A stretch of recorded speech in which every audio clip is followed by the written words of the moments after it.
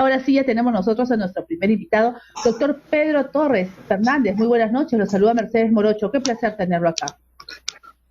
Muy buenas noches, muchas gracias por la invitación y por la oportunidad de poder intercambiar algunas ideas respecto a las cosas que ocurren en nuestro país en estos días.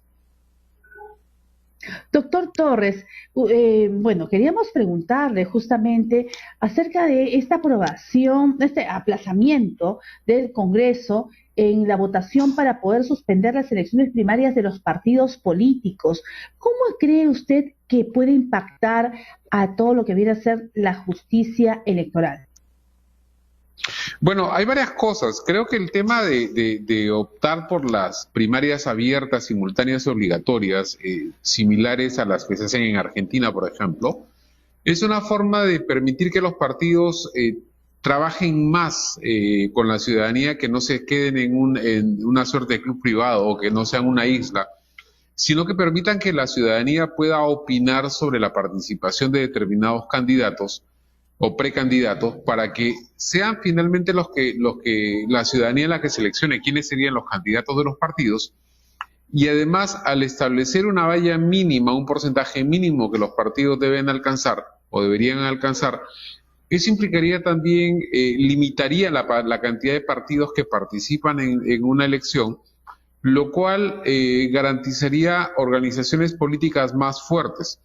El problema que hay es que no solamente se trata ahora de partidos que tratan de regresar o darle la vuelta a la tuerca hacia atrás, sino que también los organismos electorales han señalado que, dado que se trató de una reforma política que se hizo casi a la carrera en el Congreso pasado, hay varias cosas que faltan reglamentar, que ya no dependen solamente de meros reglamentos que pueda emitir OMPE o el Jurado Nacional de Elecciones, sino que tienen que ver con, por ejemplo, para las elecciones regionales, cómo va a ser el tema de alternancia. Es decir, si vamos a tener de candidato a gobernador a un hombre o si vamos a tener de candidata a gobernadora a una mujer, implicaría que el vicegobernador tendría que ser de género distinto al del titular. Y luego, en las primarias que se tendrían que dar, dado que todos los partidos tendrían que poner a sus precandidatos, en una elección normal, si van Acción Popular, Alianza para el Progreso, Fuerza Popular o los partidos que fueran, cada partido tiene un único personero ante el jurado electoral especial. En las PASO, como de cada partido van a haber varios precandidatos, 2 o 3, implicaría que cada candidato en particular tenga que tener su personero individual para que defienda la participación de su lista en ese tema. Entonces, hay varios temas que no están regulados y dado el tiempo que se tiene, porque esas PASO deberían ser, si se siguiera el cronograma normal, debieran ser a mayo. El Jurado Nacional de Elecciones, en un acuerdo plenario, en un acuerdo del Pleno del jurado que ha sacado al respecto, señala la imposibilidad de poder ajustar todos esos detalles de aquí hasta mayo, por lo que sugiere que debieran, por lo menos para esa elección, postergarse. O sea, no están tomando, como muchos partidos en el debate que ha habido en el Congreso, señalaban ayer, no, es por el contagio, es por el COVID, es por aquí o es por allá. Los organismos electorales, sin embargo, no nos están diciendo eso, no están diciendo es un tema de salud pública, están diciendo es un tema de falta de reglamentación, de falta de discusión para poder llevar adelante unas elecciones que no dejen lugar a dudas y que puedan permitir que los partidos escojan de mejor manera a sus candidatos. ¿Qué implicaría esto? Regresar a las elecciones internas de los partidos. Y sabemos que, tal como están las cosas, son muy pocos los partidos que podrían llevar adelante elecciones tal cual. Estamos hablando de Alianza para el Progreso, estamos hablando de Acción Popular y uno que otro partido realmente por ahí. Claro. Exactamente, los demás no, ya sabemos. Digo porque yo también milito en un partido político desde muy joven y sé cómo son las elecciones internas, cómo se llevan adelante. Mientras que había partidos que podían congregar en algunas ciudades 2.000, 3.000 o 5.000 militantes, hay otros que con las justas congregaban 500 militantes a nivel nacional. Entonces, eso no traduce necesariamente la voluntad del partido, de la militancia de base de un partido para poder seleccionar mejor a sus candidatos, ¿no? Entonces, son cosas que hay que tener en cuenta, que tienen que ver con un sistema de partidos sumamente débil, sumamente endeble, que las cosas que vemos, que gente que sale de una bancada, que es elegido por una bancada y luego renuncia y trata de formar otra bancada dentro del Congreso, implica pues justamente la debilidad y la falta de compromiso de las personas que llegan a un cargo Es solamente algo porque que asumen que tiene que pueden ser ser analizado. convocados. Claro, tiene que Exactamente, ser tiene que ser analizado analizado más a porque fondo. cada, cada partido tiene que, digamos, sembrar valores, pues, internamente en quienes son reclutados o quienes quieren formar parte del partido, porque no puede ser posible que lleguen, como usted dice, al Congreso, que no pasa ni una semana ni 10 días y ya están queriendo irse. Entonces, hablamos, Claro, le pues, ha que esto pasado a varios desestabiliza, partidos. de cierto modo, claro, y desestabiliza también el tema de poder encontrar un equilibrio en el propio Congreso.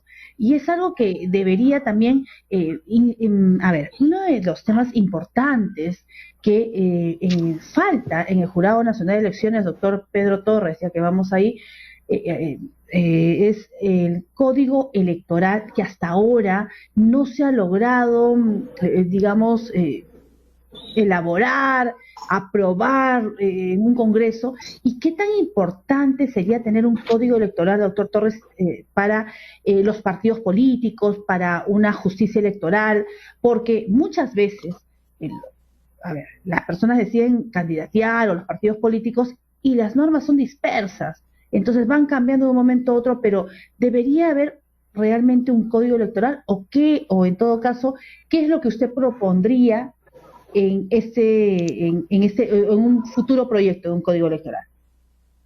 Yo creo que el tema del código electoral es interesante, es importante. ¿Por qué? Porque como bien señala, va a garantizar la estabilidad de la norma y del procedimiento.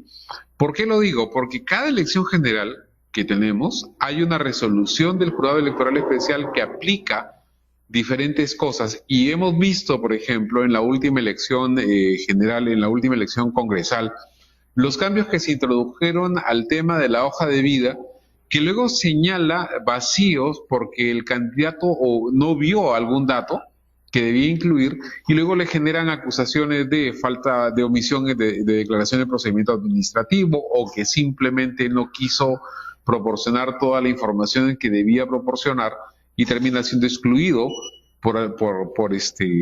termina siendo excluido de una candidatura por esa supuesta omisión. Por ejemplo, en el tema de registro de propiedades, muchas, sobre todo en ciudades grandes como Lima, Arequipa, Trujillo, Chiclayo, donde la gente está tendiendo a vivir más en departamentos que en viviendas unifamiliares, en las que como se compran departamentos con estacionamientos, el estacionamiento tiene una partida electrónica distinta a la del departamento. Y a veces cuando declara el candidato, declara el departamento y se olvida de declarar el estacionamiento. La Y por cochera. esa omisión, exacto, por haber omitido declarar la cochera, hay varios candidatos que terminan siendo incluidos por cosas tan absurdas como esas. Pero sin embargo, ¿qué fue lo que ocurrió? Personas que son accionistas de sociedades anónimas o de empresas individuales de responsabilidad limitada omiten esa declaración y que luego dicen, no, fue una omisión porque en la elección para el Congreso transitorio, para el Congreso de corta duración del año 2020, se les pedía a los candidatos que consignaran si eran accionistas o no de una empresa. Sin embargo, en la elección de este año no se les pidió. Entonces, esa omisión del formato de declaración jurada es imputable al candidato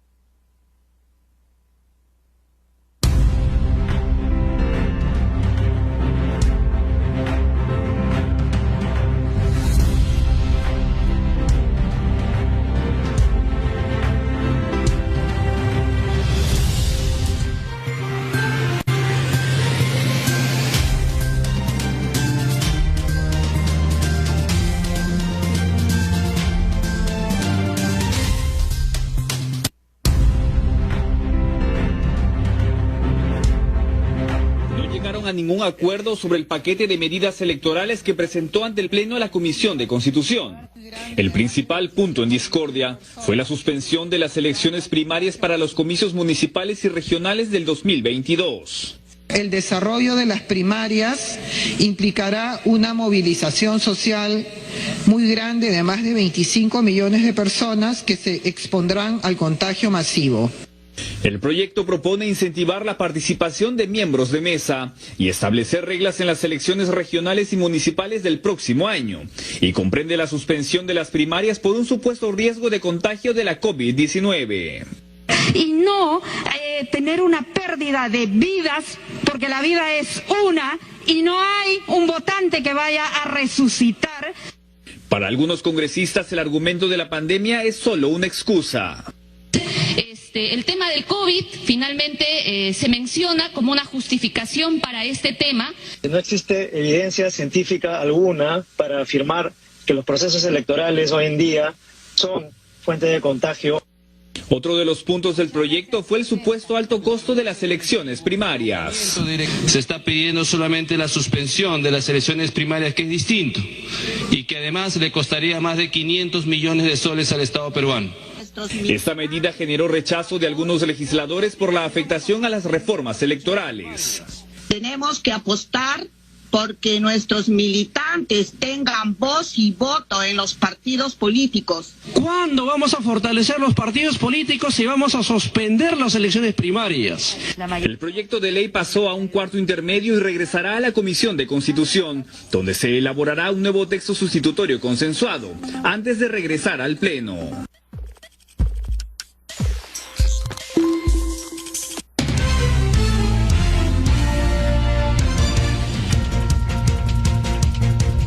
Desde el Centro de Información de Onda Digital Televisión, actualizamos las noticias a esta hora. Investigadores encontraron restos de 29 personas de más de 1000 años de antigüedad. Esto fue en la Huaca Santa Rosa de Pucallpa, ubicada en la región costera de Lambayeque. La próxima llegada de lluvias al norte y noroeste de la isla española de La Palma podría dar lugar a corrientes de agua debido a la impermeabilidad de las coladas de lava que dejó la reciente erupción del volcán en la localidad de Palma. La ministra de Cultura, Gisela Ortiz, visitó el Ballet Folclórico Nacional del Perú, que se prepara para participar en el homenaje por el Día de la Canción Criolla. El elenco se está preparando para ofrecer el espectáculo Serenata Criolla en el Teatro Municipal, ubicado en el Cercado de Lima. El primer encuentro de nuestra selección será en el Estadio Nacional de Lima el día 11 de noviembre contra Bolivia, mientras que la segunda fecha será en el Estadio Principal de Caracas contra Venezuela. El actor conocido por la saga de Rápidos y Furiosos tuvo un doble gesto con su mejor amigo, Paul Walker, al reemplazarlo y llevar al altar a su hija Meadow Walker en el día de su matrimonio. Este, entre lágrimas, argumentó que fue un honor haberlo hecho. Habló para ustedes Ariana Valiente y Brian Agüero. Nos encontramos en un momento con más información. Sigue con la programación de Onda Digital Televisión, La Verdad de la Noticia.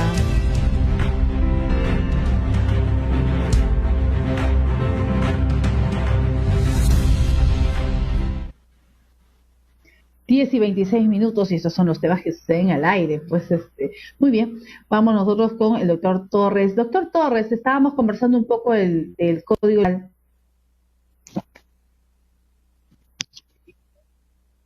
¿Nos escucha? Buenas. ¿Nos logra escuchar?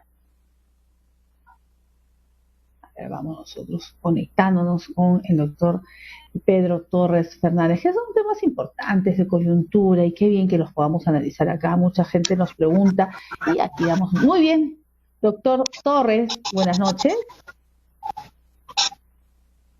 ¿Nos logra escuchar? Aún no recobramos la señal con el doctor Torres.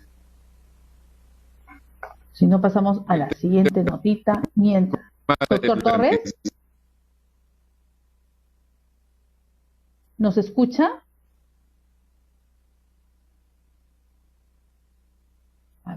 viendo la conexión con el doctor. No nos vamos a ver el siguiente tema. Es justamente lo que habíamos conversado en la tercera notita, Joe, del programa. Tercera notita del programa. La colocamos, Joe, ¿te parece bien? Y ya regresamos. Eric, buenos días, te escuchamos. Gracias, estudios. Ya más de 260 personas están recibiendo su pensión gracias a la ONP y el programa que están teniendo para los afiliados, para los pensionistas, perdón, que tengan de 10 años a menos, perdón. Y, por ejemplo, vamos a conversar con ellos, que son 4 de las personas que están acá. Señora, muy buenos días. Buenos días. Explique rápido, ¿cómo usted ingresó a esto? Bueno, yo tengo 65 años y tengo 14 años de aportación, y la ley dice de que venía proporcionalmente, había pensión de 10 años y de 15 años. Bueno, me falta poco para los 15 años, pero apenas salió la ley, accedí virtualmente a hacer el trámite, y la verdad que tuve muy buena respuesta. Los asesores que me atendieron, muy amables, me orientaron todo, y entonces en un comienzo me denegaron porque no había reglamento, pero ayer me llaman y me dan la noticia de que ya estaba la resolución, porque ya hay reglamento y todo, y la verdad que me da mucho gusto en mi caso, y esto va a servir para más personas, no va a servir para otras personas como en mi caso, que de repente no están enterados y que piensan que no van a acceder a una pensión. ¿Su nombre será? ¿Su nombre? Marta Príncipe Guzmán. Bien, Marta. Usted, señor, por ejemplo, una pregunta. ¿Para usted fue difícil entrar a la página de internet, por ejemplo? ¿Es muy complicado todo esto? No, porque hacen una cosa bien organizada, pues todo se encargó mi hijo. Él me ha hecho todos los trámites, y él se contactó acá con la ONP, y para que la señorita, todos los que trabajan muy atentos, todos nos han orientado cómo se debe hacer, y están muy agradecidos por ellos. ¿Su nombre? Bien, qué bueno que los trámites sean viables, pues, para estas personas que quieren su pensión de la ONP. Muy bien, y ahora sí, bueno, tenemos al doctor Torres. Doctor Torres, ¿nos logra escuchar? Buenas noches. Sí. Bueno, nos quedamos. Son los temas que suceden en un programa al aire, doctor Torres, pero ya para culminar queremos preguntarle las precisiones acerca del Código Electoral, y en una próxima oportunidad vamos a seguir con un análisis profundo sobre los temas de coyuntura. Como decía antes, sino que parece que se nos trabó la señal.